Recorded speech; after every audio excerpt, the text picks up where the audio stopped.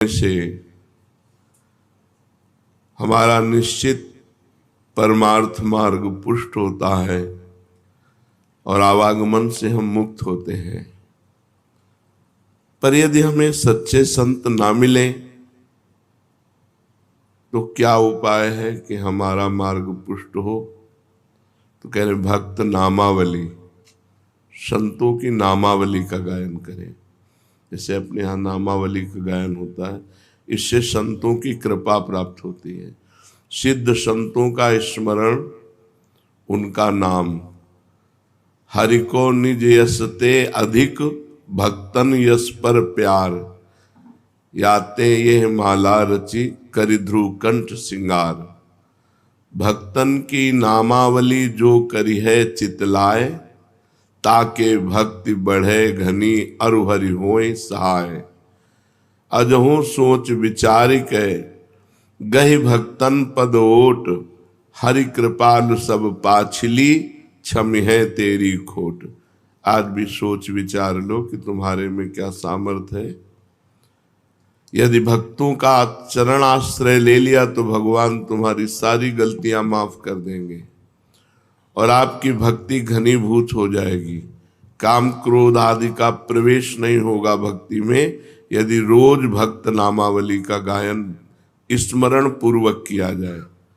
मन कहीं और ऐसे गा नहीं, ध्यान पूर्वक एक एक भक्त का स्मरण करते हुए यदि भक्त नामावली का गान हो तो सच्चे संतों के मिलन जैसा ही कार्य वो कर देंगे।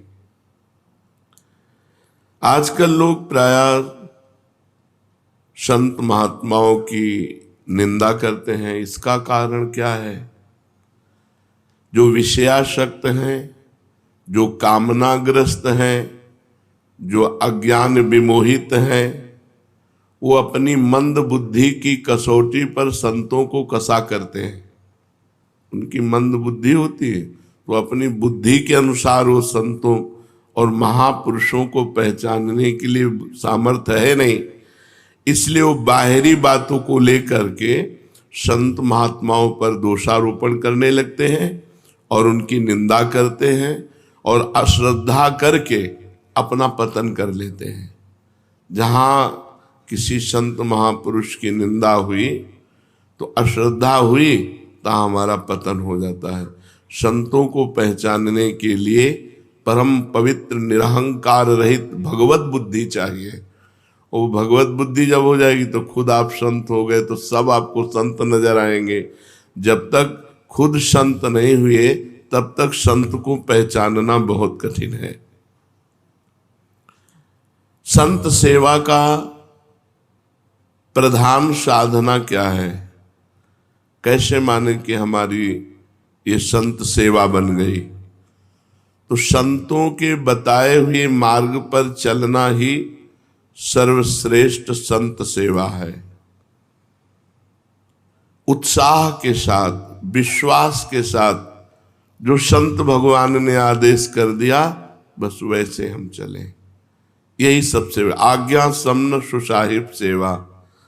अगर हम अपने गुरुजनों की, संत महापुरुषों की आज्ञा का पालन करते हैं तो हमारी संत सेवा हो रही है। अब वो आज्ञा वो जो दे दे, आप सोहनी लगाओ, आप पोछा लगाओ, आप आरती करो, आप पाठ करो, आप नाम जप करो, आप अमुक, जो प्रभु आज्ञा जेहि का जस आही, सो तेहि भांति रहे सुख लाई। स्वामी की जैसी आज्ञा हो उसमें ननुनच न करते हुए उनकी आज्ञा का पालन करने से ही भगवत प्राप्ति हो जाएगी, संत सेवा बन जाएगी, उनकी आज्ञा का पालन करना। संत महापुरुषों के विचारों, उनके भावों, उनके उपदेशों को समझना चाहिए और उसी का पालन करना चाहिए। वो जो विचार अपने प्रकट करते हैं, भाव प्रकट करते हैं, उपदेश देते हैं, उसका पालन करना सबसे बड़ी सेवा है। अगर ये सेवा नहीं हो रही तो भोजन दे दिया, वस्त्र दे दिया, और भी ये कोई खास सेवा नहीं। उनकी आज्ञा का उल्लंघन कर दिया और उनको रबड़ी पवा रहे हो तो तो सच्चे संतों को ये अच्छा नहीं लगेगा। आप कुछ और नहीं कर रहे, बस उनकी जो आज्ञा है उसी आज्ञा पे चल रहे हैं, इतने में ही वो प्रसन्न हो जाएंगे। क्या सच्चे संत में श्रद्धा होने पर ही उनके संपर्क से लाभ होगा? पहली बात तो सच्चे संत का मिलना बड़ा दुर्लभ है। गीता में भगवान कहते हैं वासुदेवा सर्वमिति सा महात्मा सुदुर्लभा। जो पूरे जगत में भगवान वासुदेव को देख रहा है वो महात्मा बड़ा दुर्लभ है। अब बड़ी खींचतानी समाज में चलती है। कोई किसी संप्रदाय के संत की खींचातानी कर रहा है, कोई किसी की कर रहा है, कोई किसी की कर रहा है, और उनकी जिनकी खींचातानी की जा रही उनके पक्ष की उनकी कर रहे हैं। अब दोनों की सुन के लगता सत्य कौन है? सा महात्मा सुदुर्लभा, जो सब जगह एक भगवान को देखता है। ये ऐंचा घसीटी एक दूसरे की निंदा कलयुग का बहुत बड़ा प्रभाव बढ़ रहा है। किसी भी प्राणी के अंदर यदि एक बात आ गई कि वो परमात्मा सर्वत्र विराजमान है और वो भजन कर रहा है, तो वासुदेवा सर्वमित सा महात्मा, भगवान उसको महात्मा कहते हैं, सा महात्मा सुदुर्लभा। किसी संत का अनादर किसी संत की वाणी के द्वारा मुझे तो समझ में नहीं आता। भगवान ने संत की परिभाषा बताई है, सा महात्मा वो महात्मा है जो वासुदेवा सर्वमिति।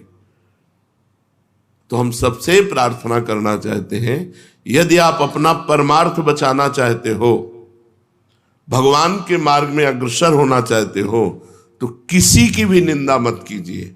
किसी की भी निंदा अगर करोगे तो आपका परमार्थ रुक जाएगा, आपका परमार्थ रुक जाएगा।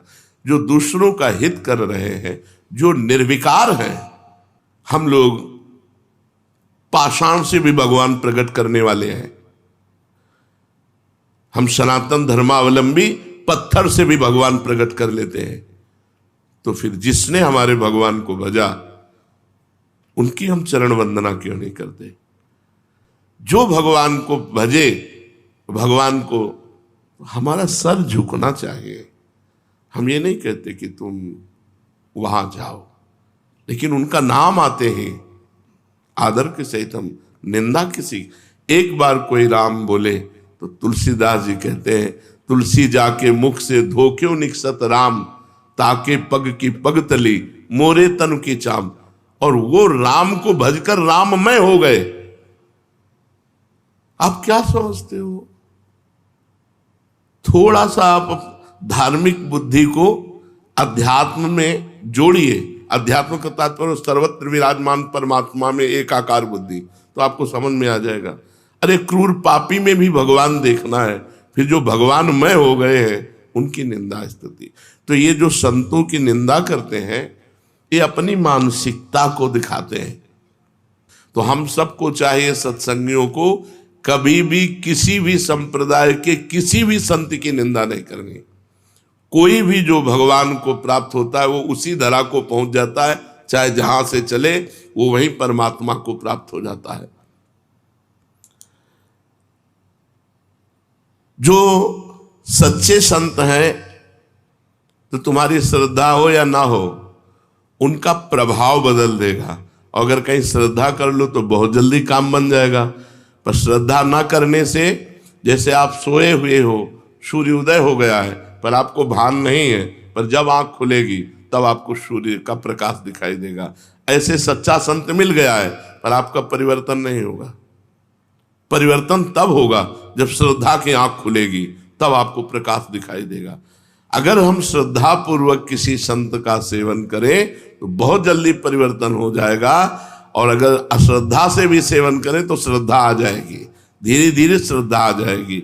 पर किसी संत की बाहरी परिवेश से हम किसी संत की आंतरिक स्थिति को नहीं जान सकते। बाहरी परिवेश उनका संसारिक हो सकता है, लेकिन अंतर में उनकी बहुत ऊंची स्थिति हो सकती है। अंतर की स्थिति को कोई अंतर वाला ही जान सकता है। संतों को एकांत में रहकर मौन साधना करना ठीक है, या लोक कल्याण के कार्य करना ठीक है? एक महात्मा परम सिद्ध शक्ति संपन्न एकांत में रहता है, लेकिन वहीं से जगत का मंगल करता है। सर्वे भवन्तु सुखिनः, सर्वे सन्तु निरामयाः, सर्वे भद्राणि पश्यन्तु मा कश्चित् दुःखभाग् भवेत्। उसके इतने जोर की ऊर्जा शक्ति होती, पूरे संसार के कल्याण करने के लिए उनके शरीर से परमाणु निकलकर जगत मंगल करते रहते हैं। अगर ऐसे संत ना होते ना, तो जितना पापाचरण हो रहा है ना, तो भस्म हो जाए। ऐसी ऐसी मिसाइलें बनी है कि प्रांत का प्रांत आग लग जाए, नष्ट हो जाए।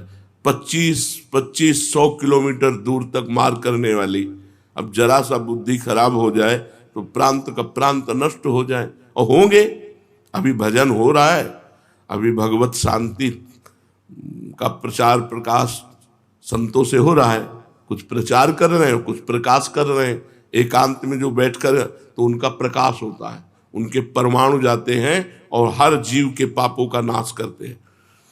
एक है कि जो एकांत में बैठ करके खूब भजन करते हुए शक्ति संपन्न होकर जगत का मंगल करते हैं, और एक है जो भजन करते हुए दूसरों को उपदेश देते हुए दूसरों का मंगल कल्याण करते हैं। अगर दोनों को तौला जाए तो पहले वाला श्रेष्ठ निकलेगा।